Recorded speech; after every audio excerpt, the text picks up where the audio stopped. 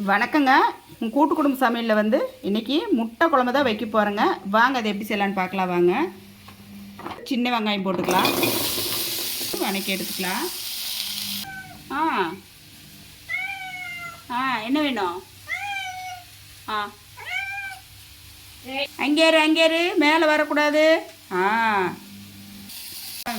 எண்ணெய் ஊற்றிக்கலாங்க. வெங்காயம் வணங்குறக்கு பெரிய வெங்காயம் போட்டுக்கலாம். இதுலேயே கருவேப்பிலை போட்டுக்கலாம், தக்காளி பழம் போட்டுக்கலாங்க. போட்டு அதையும் வணக்கிக்கலாம். கொஞ்சம் சோம்பு போட்டுக்கலாங்க.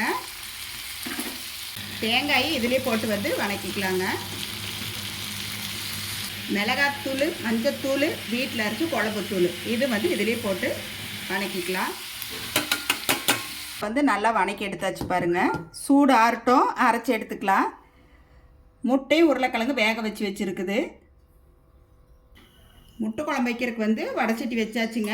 இப்போ வந்து எண்ணெய் ஊற்றிக்கலாம். கடுகு உளுந்து பருப்பு போட்டுக்கலாம். கடுகு பொரிஞ்சிருச்சு. இப்போ வந்து வெங்காயம் தாளிச்சிக்கலாம். தக்காளி பழம் ஒன்று போட்டுக்கலாம்.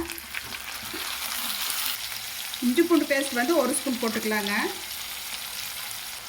இந்த குழம்பு தேவையான உப்பு போட்டுக்கலாங்க. ஊற்றிக்கலாங்க. முட்டை குழம்புக்கு அரைச்சி போய் முட்டை குழம்பு தேவையான தண்ணி ஊற்றிக்கலாங்க. இப்போ வந்து இந்த கீரி வச்சுருக்கிற முட்டையும் உருளைக்கிழங்கு ரெண்டையும் போட்டுக்கலாங்க.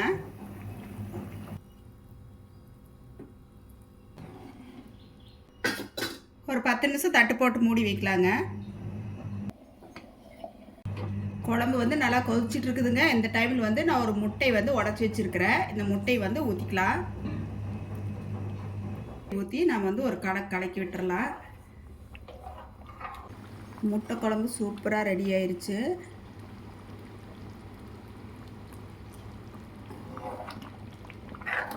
முட்டை உருளைக்கிழங்கு குழம்பு வந்து சூப்பராக ரெடி ஆயிடுச்சு பாருங்கள். மல்லித்தலை போட்டு ஸ்டவ் ஆஃப் பண்ணிக்கலாம். மல்லித்தலை போட்டுக்கலாங்க.